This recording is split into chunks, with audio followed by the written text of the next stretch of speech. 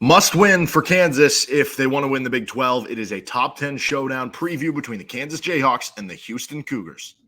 You are Locked On Jayhawks, your daily podcast on the Kansas Jayhawks, part of the Locked On Podcast Network, your team every day.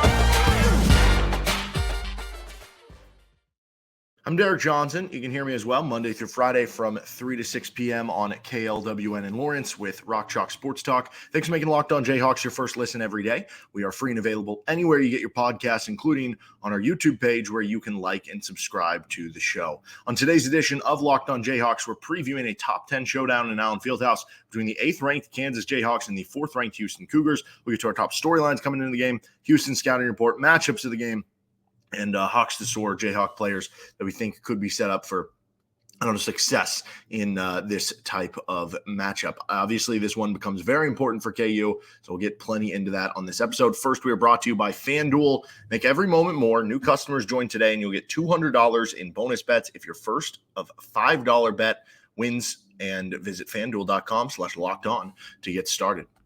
So storylines here, these are the two preseason picks to win the Big 12. When we started conference play, these were the two betting favorites that were tied for the lead there to win the Big 12. Now Houston is the betting favorite to win the Big 12 all by themselves. And the battle for the Big 12 goes into a lot of different things. Whoever wins the Big 12 is going to get a 1 seed in the NCAA tournament because of how difficult the conference is and what that means.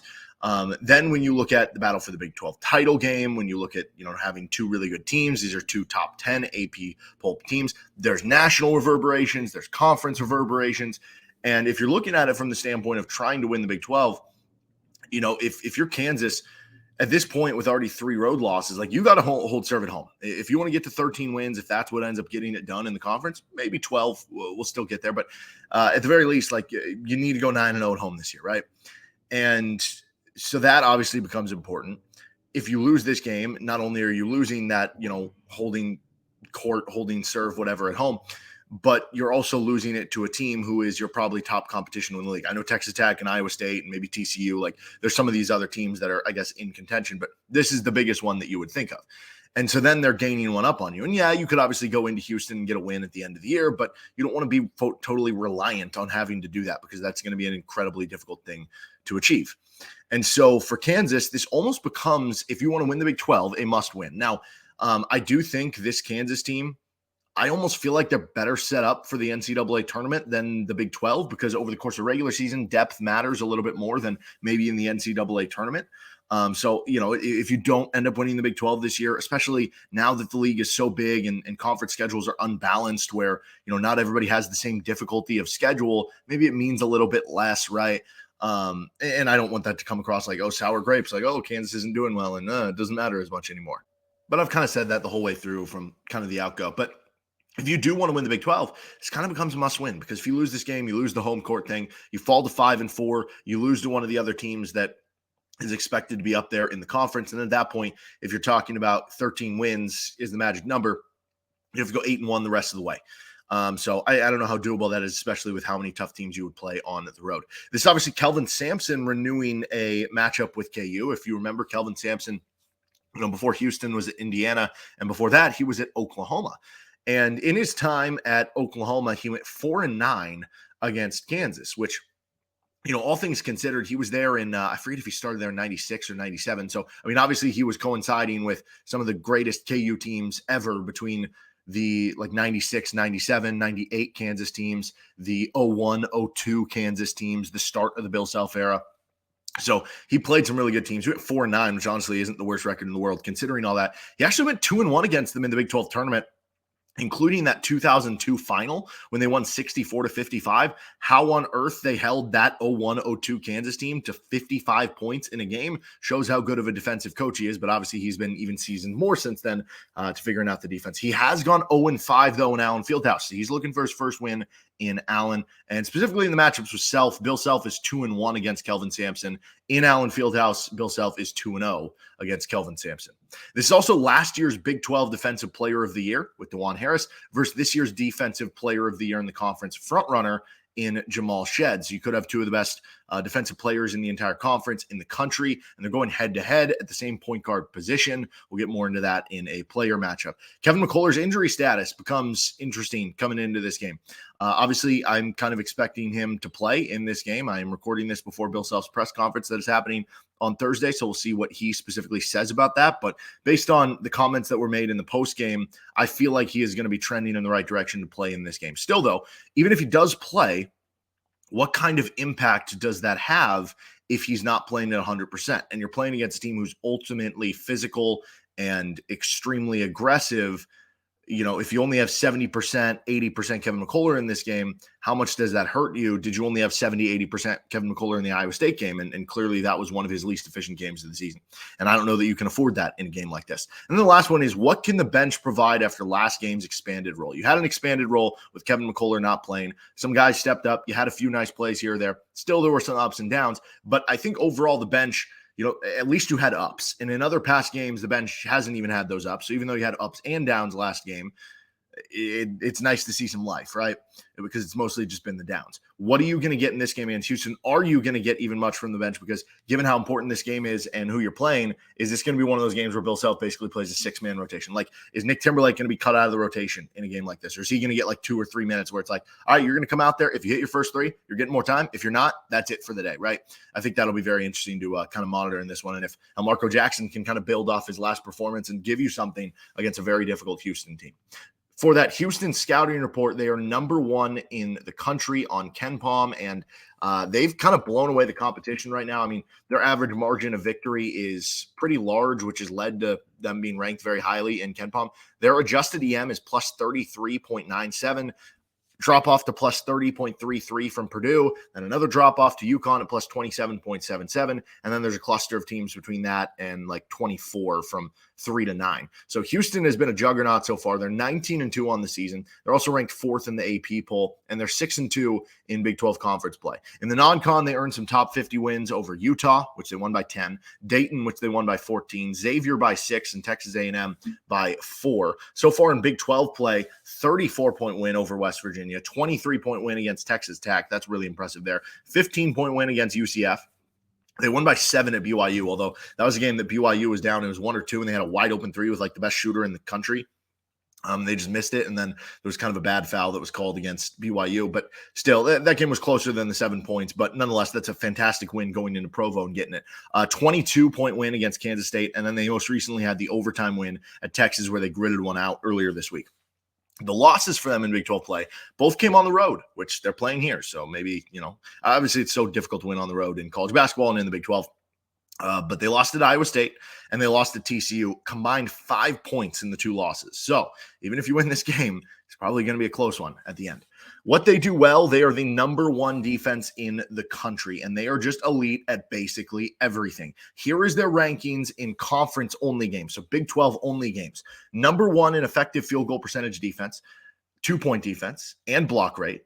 Number 2 in turnover rate and steal rate. Number 3 in 3-point defense, and number 4 in defensive rebounding rate. So they're top 4 in literally everything on the defensive end of the floor.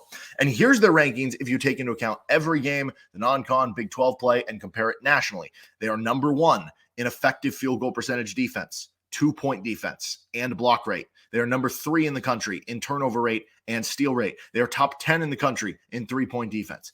By Evan Miyakawa's defensive BPR, which we've kind of talked about through some of our previews here, the difference between this Houston defense to the second best defense in the country is as wide of a gap between second place, which is Tennessee, to 14th place with Mississippi State. So it's not just that they are the best defense in the country. It is that they are by far the best defense in the country. Also offensively, they still have a top 20 offense. They do it by winning the possession game. It's not the most, beautifully run or I don't know, just like Princeton offense or something like that, where they do it a rugged way by winning the possession game.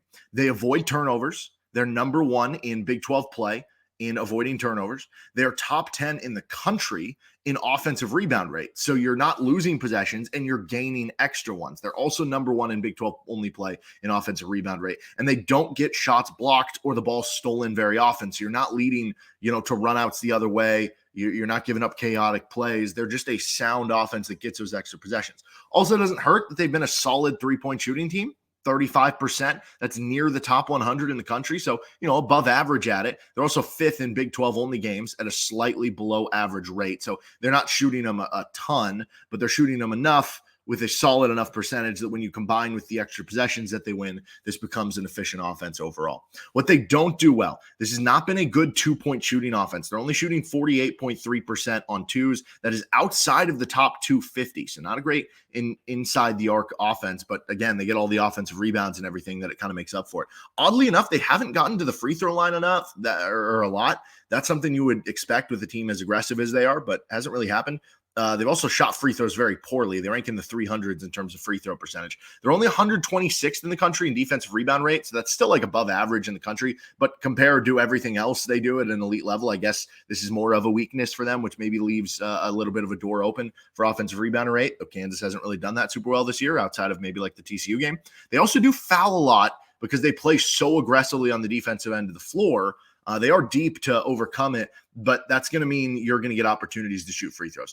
Also, keep in mind they play at a very slow tempo, 351st in the country. KU is 7-3 in games of 70 or less possessions versus 10-1 in higher tempo games. So not a huge split there, but I don't know, maybe a little bit notable. The personnel for them, Jamal Shead leads the way at point guard, 12.3 points, 5.8 assists, 3.9 rebounds, 2.2 steals, 0.6 blocks, 46, 36, 71 shooting splits. And those numbers are conservative because they play such a slow tempo. If they're playing at a more average tempo or fast tempo, Shead would be putting up 15, 16, 17, 18 points per game in addition to other high numbers. He's number one in the country in defensive BPR on an individual level on Evan Miyakawa's site. Unbelievable defender. He can score when he needs to. He just had 25 against Texas. LJ Cryer's kind of a perfect backcourt mate because Shead, arguably best defender in the country, best defensive guard in the country. Cryer isn't a great defender, but he's a great offensive player. 15.1 points per game, 38% from three on high volume. He's 8 of 18 from three against KU in his career. Then you have 6'3" Emmanuel Sharp at the three, all sorts of quickness and athleticism 1 through 3 for them with those guards. He averages 12.2 points per game, 4.1 rebounds, 1.5 steals, and he shoots over 35% from three on high volume. Not much of a threat shooting twos. He's under 40% there, but another good three-point shooter there. Juwan Roberts starts at the 4. This guy embodies the program, toughness personified. He'll run some at the 5. He gets almost 9 points, 7 boards, 2 assists, and a steal per game on 56% shooting. Tough as nails. He's 8th in the Big 12 in defensive BPR. Then you have Javier Francis, 6'8", 240-pound center, bit undersized, but he will fight his butt off. He gets 6 points, 5.6 rebounds per game, 1.6 blocks. Low volume shooting, but 61%. So he takes it when he needs to and will be efficient. He's number 2 in the country in defensive BPR in Evan Miyakawa. And then you have Joseph Tugler, who's really started to emerge lately. 6'7", 230-pound freshman with a 7'6" wingspan. He's been backing up the 4 and the 5 a lot lately. Averages a steal, over a block per game, 4.2 rebounds in 15 minutes. Just does all the little things. And he is 16th in the country and 5th in the Big 12 in defensive BPR. Others off the bench include Damian Dunn, Temple transfer, 3 to 4, good bench scorer, can shoot it well from 3. Malik Wilson at multiple guard spots, and then Ramon Walker at 6'4". Let's get to our matchups of the game and Hawks to Soar coming up on Locked On Jayhawks.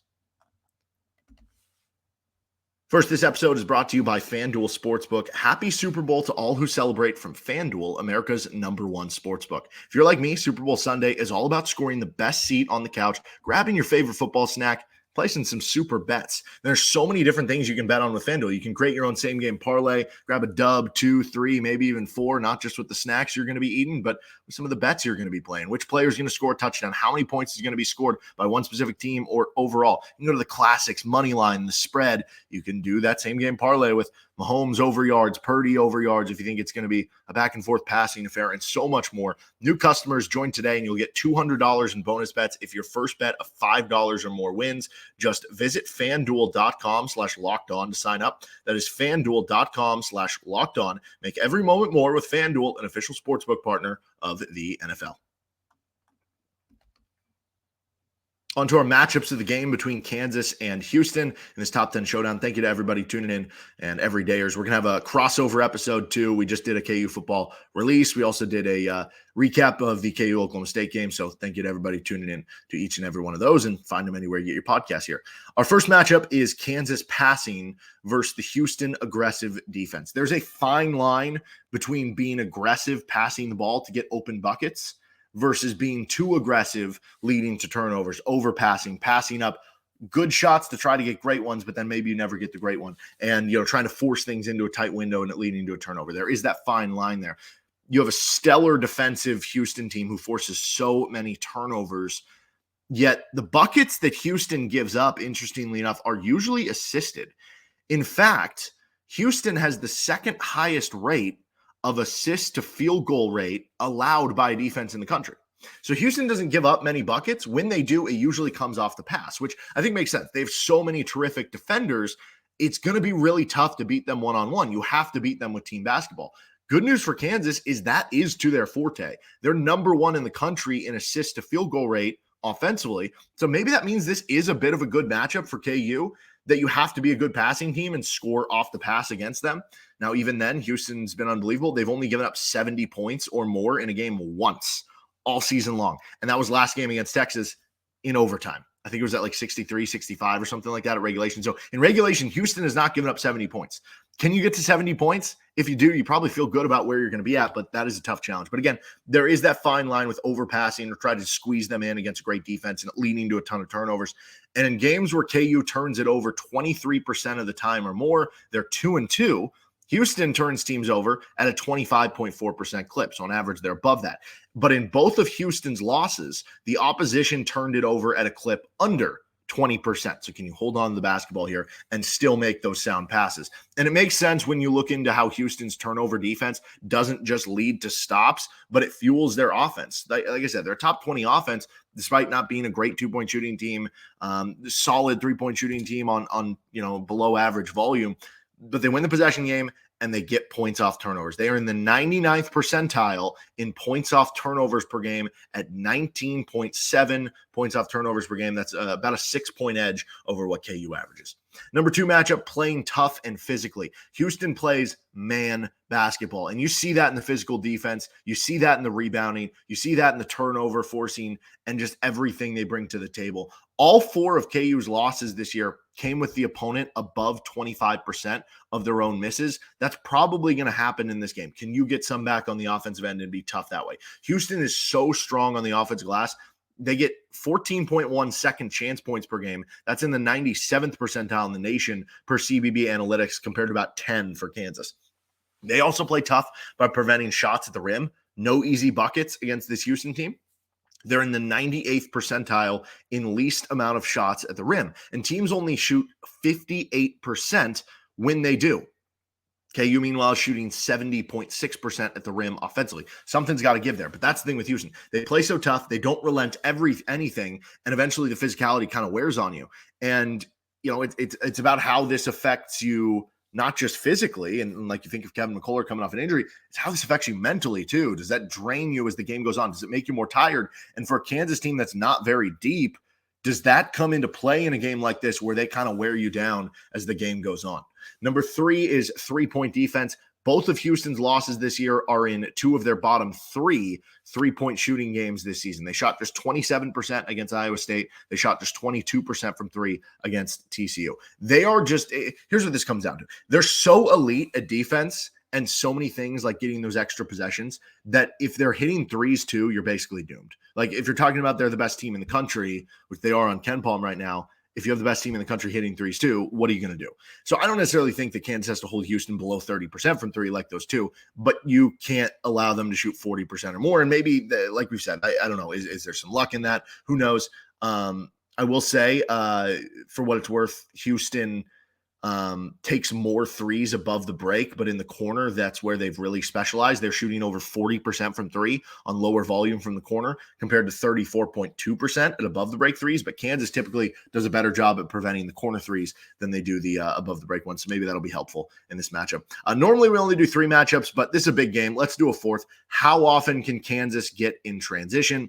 In league play, Kansas gets 13.1 fast break points per game. Houston gets just 7.3. So this actually is something on paper that favors Kansas. And that is the difference between ranking in the 89th percentile for Kansas versus the 21st percentile per CBB Analytics in the nation. So there is a big difference between the two.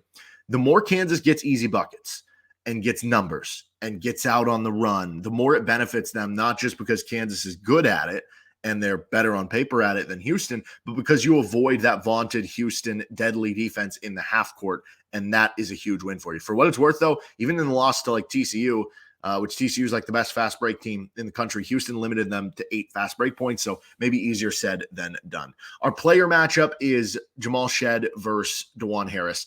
The point guard spot is going to be so important. Shead is Houston's best player. He's arguably the best defender in the country. He's a good passer. He's fearless. He can score when you need him to. He can be efficient shooting from really all levels of the floor. And for Dajuan, he's played well over his last few games.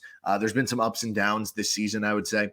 And you need him to play an A game in this one if you want to win. You need his defense to be there. You need his acumen holding on to the basketball, avoiding turnovers, and getting assists to be there. Those are the two most important things. And yeah, maybe this is a game where you do need Dajuan to score and be more willing to take 3-point shots specifically.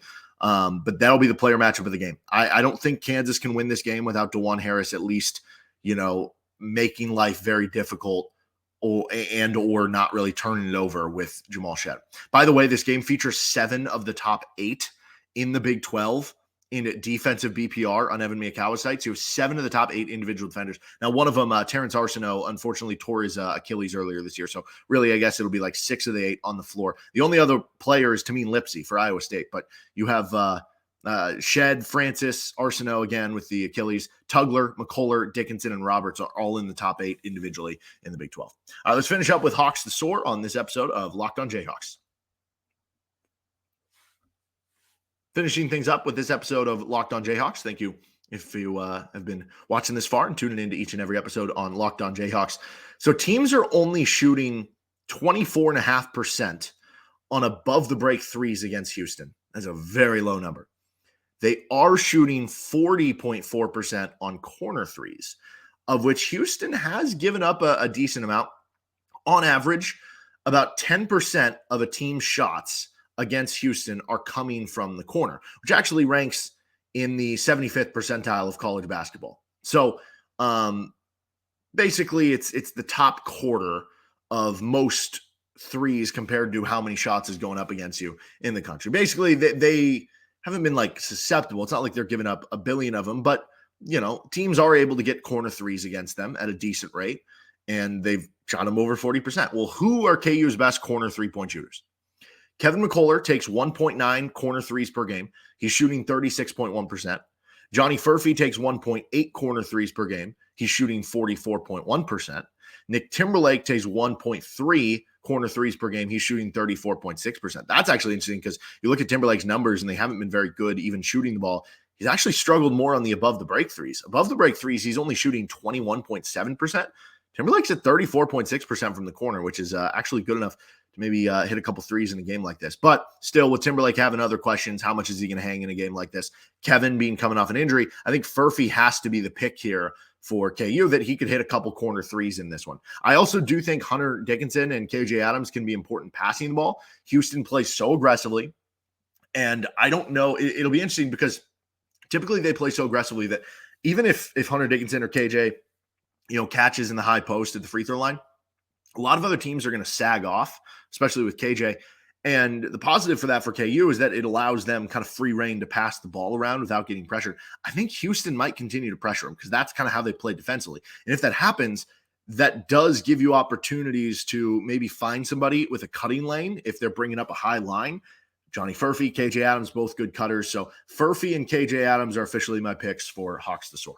That'll do it for this episode of Locked on Jayhawks. You can find our show anywhere you get your podcasts, including on our YouTube page where you can like and subscribe to the action. We'll be back for a KU Houston recap. We also have a KU Houston crossover episode coming here on Locked on Jayhawks.